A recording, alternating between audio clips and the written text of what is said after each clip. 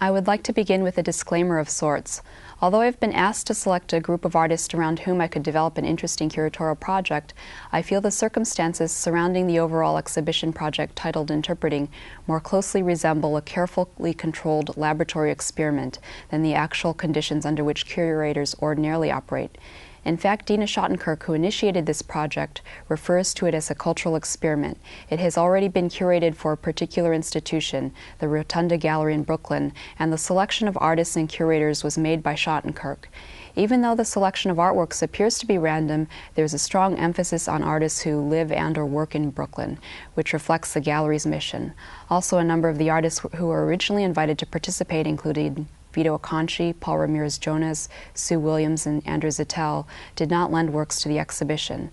If the idea behind the project is to reveal why particular artworks might be selected, then it would also have been interesting to see why certain artists did not end up participating.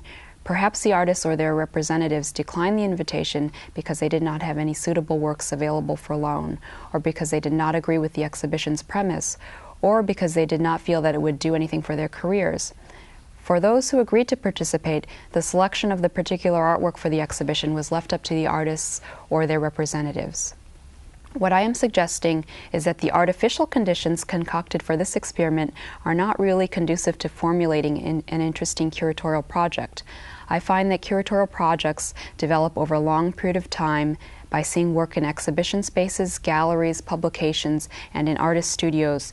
Curators begin to make connections between the work of various artists, frequently in dialogue with the artists themselves. Moreover, a curatorial project is generally planned with a venue in mind, and working with a particular venue means that there are many institutional factors that inform the selection process, such as the mission or exhibition policy, audience, funding, amount of gallery space, and ability to secure loans. Having made this disclaimer, or rather an acknowledgement of the limitations of organizing an exhibition from a pre-selected, yet more or less random group of works by artists with a Brooklyn affiliation, I must now face the task at hand. I could approach my job here like the process of jurying an exhibition in which a selection is made from an already determined set of works, usually based on slides submitted by those who apply to participate.